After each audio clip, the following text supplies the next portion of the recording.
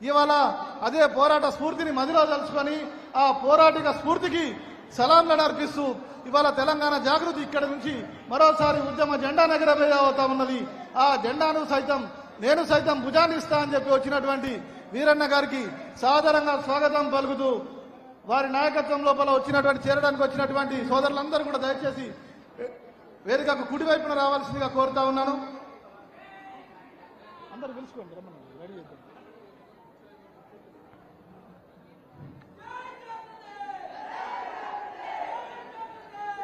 తెలంగాణ సమాజానికి అవసరమైనటువంటి ప్రతి సందర్భం లోపల కూడా తెలంగాణ జాగృతి ముందు నిలిచిన సంస్థ. ఇవాళ కేవలం తెలంగాణ గడ్డ మీదే కాదు, విదేశాల్లో సైతం మన బతుకమ్మ జరుపుకుంటా ఉన్నారు, మన సంస్కృతిని జరుపుకుంటా ఉన్నారు.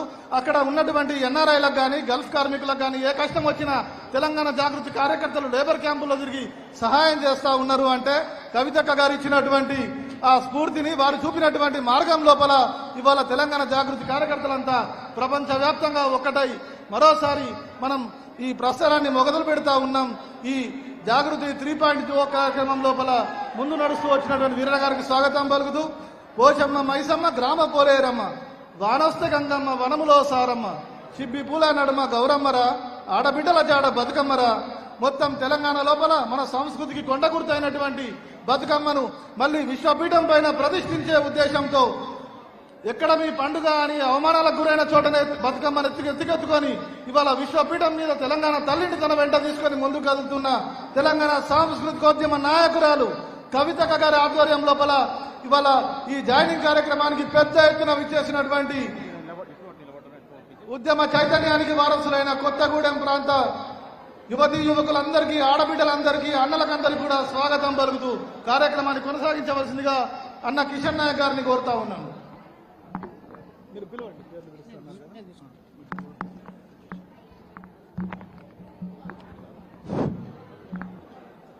మిత్రులారా, మీరందరూ ముందు వరుసలో నిలబడడం వల్ల వెనుక కూర్చున్నటువంటి మా అక్క చెల్లెళ్లకు, అన్నదమ్ములకు అక్కగారు కనిపిస్తలేరని ఎక్కడి నుంచి డిమాండ్ చేస్తా ఉన్నారు. దయచేసి కొద్దిసేపట్లో కుర్చీలు వస్తాయి. ఈలోపు మా తమ్ముళ్ళందరూ కూడా ఎదురుగా కాకుండా పక్కకు నిలబడవలసిందిగా మీ అందరికీ ప్రత్యేకంగా విజ్ఞప్తి చేస్తా ఉన్నాం.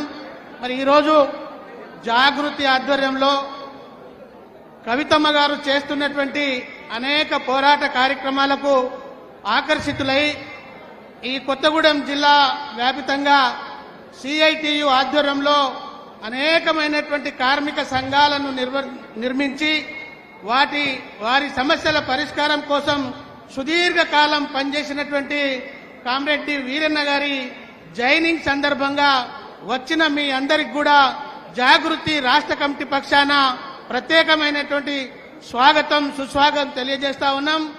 వీరన్న గారితో పాటు వారికి సంబంధించిన అనేక మంది కార్మిక సంఘాల నాయకుల జాయినింగ్ కూడా ఉంది.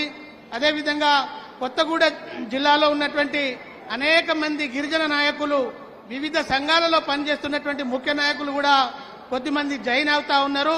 ఈ జాయిన్ అవడంతో పాటు ఈ జిల్లాలో అనేక ఏరియాల్లో అనేక సమస్యల్లో ఉన్నటువంటి వివిధ ప్రాంతాల నుంచి కూడా ముఖ్య నాయకులు వచ్చారు. అవి వాళ్ళు కూడా వాళ్ళ యొక్క సమస్యల్ని అక్కగారి దృష్టికి తీసుకువస్తామని ఇక్కడికి వచ్చి ఉన్నారు. అందులో మన బూర్గంపాడు మండలం ఇరమేడి గ్రామం నుంచి కొద్దిమంది ఆదివాసీ సోదరులు వచ్చి ఉన్నారు. వారిని కూడా తర్వాత కల్పించేటువంటి ఏర్పాట్లు చేస్తాం. వాళ్లతో పాటు ఐటీసీ కాలుష్య బాధితులు కూడా మన మధ్యలో వచ్చి ఉన్నారు.